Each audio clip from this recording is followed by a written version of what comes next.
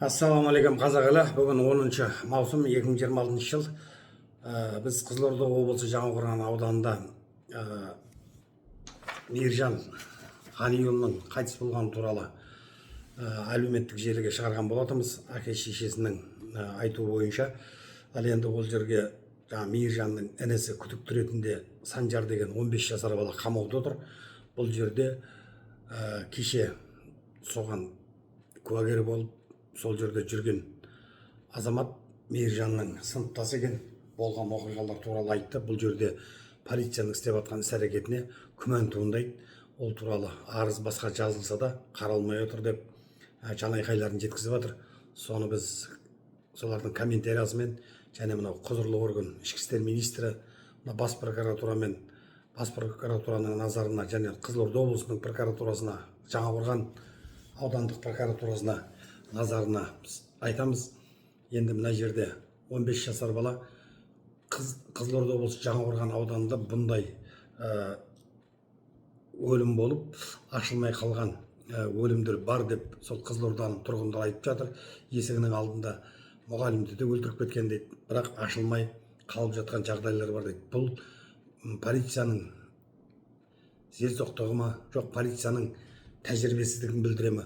Енді бұл жерде біреу өліп қабырғасы қайысып жатса, екіншісін апарып қамағанның өзі күмән тудырады. Өйткені біз жаңағы Мейіржанның сыныптасы куәгер болған азаматтың комментариясын қоса ұсынайық. Назарларыңызға алыңыздар.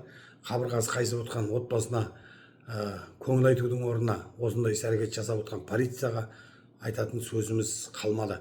Өйткені бұны қадағалайтын өзіндік қауіпсіздік, прокуратура, ұлттық қауіпсіздік қайқа қарап отыр деп ойлаймыз. Арман қарап қадағалауына алады. Ештен кеш жақсы, бала әділетсіз сотталып кетпесін. Бұл енді 15 жасар бала бір өзі сондай тірлік іс-әрекет жасап дегенге оны ешкімде сеніп, ешкімде оған елеңдей қоймас. Өйткені алдында әкесінен көрген, шешесінен көрген, одан үлкен ағасынан көрген біраз іс-әрекеттер болған дейді. Енді бұл жерде мынау сотовый телефонның қайықта жүргенін, кіммен жүргенін анықтайтын құралдар бар. Оларды неге іске қоспай отыр? Бір 15 жасар бала зіңгіттей 21 жасар азаматты өлтіріп, өзінің одеялына өзін орап, 400 метрдей жердегі колодцқа апарып тастаудың өзі ол күмән тудырады. Өйткені баланың әлжуаз екенін айтып отыр. Апайларының өзі, жаңа мұғалімдерінің өзі Санжарға қатты ұрыссаң жылап жібереді, ол мынандай әлі еркек болып қалыптаспаған, әлі бала деп айтып отыр да. Осыған назар аударып көресіздер. Мынау қабырғасы қайысқан отбасына көңіл айтамыз. Тағы да енді Құдай қаласа халықтың қолдауы бар, әділетті тергеу жүреді деген ойдамыз. Осыны мына құзырлы органдар, ұлттық қауіпсіздік, прокуратура өзіндік қауіпсіздіктер қадағалайды деген ойдамыз. Қызылорда облысының әкімі назарына алады деген ойдамыз. Өйткені бұл құлаққа сыймайтын нәрсе. Енді бұл жерде оңай жауып қоя салам десе, осы полицейлердің істеп отқан іс-әрекеттен дұрыс деп пайымдаған болар еді халықтар. Бірақ халықтардың мына жазып отқан комментариясы, халықтардың жаңағы шошынып отқан іс-әрекеттері бұл жерде әділетсіздіктің бар екенін, көпшіліктің сондай резонанс қылып сөздерін жеткізе алмай отқанды білдіреді деген ойдамыз. Түркістан халық болашақ қоғамдық ұйым жетекшісі Ерғожанұлы Әлғожа. Біздің байланыс телефонымыз 8705 969 9069. Мынау Қызылорда облысы Жаңақорған ауылында Мейіржан деген 21 жасар жігіттің өліміне осы 30 мен 31-іне қараған мамырда 2026 жылы үйінің алдынан көрпе төсегіне оралып қайтыс болды деген туралы әлеуметтік желіге ата-анасының айтуымен шығарған болатынбыз. Енді бүгінгі күні Мейіржанның сол кезде қайтыс болған кезде қасында мынау куәгер болып жүрген азамат, атың Ерасыл деген мырза, Мейіржанның досы екен. Марқұмның жатқан жері жанаттан болсын. Енді сол Мейіржанның інісі 15 жасар Саржанбет аты. Саржан деген інісін 15 жасар баланы күдікті ретінде қамап отыр.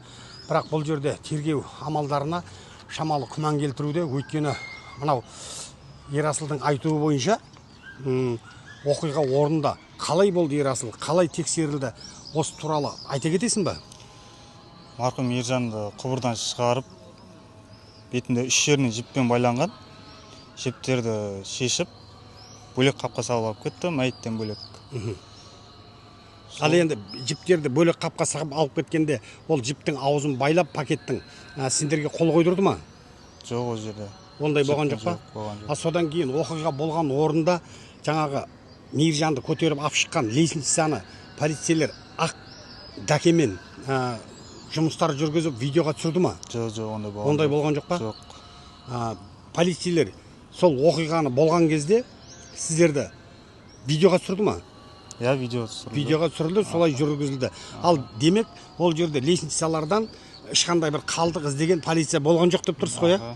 Мынау енді 15 жасар жаңағы Мейіржан марқұмның інісі адам өлтіре алады деп ойлайсыз ба өзіңіз? 15 жасар. Оның дене пішімін айтып отыр, кішкентай, ол 400 метрге дейін көтеріп апарған жаңағы Мейіржанның үйінің жобасынан. Енді қалай болған тергеу амалдары анықтар.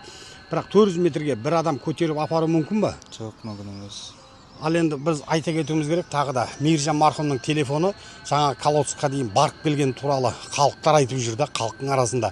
Ол қалай барып келді? Бұны әккі біреу қылмыскер істеді ма деген ойдамыз.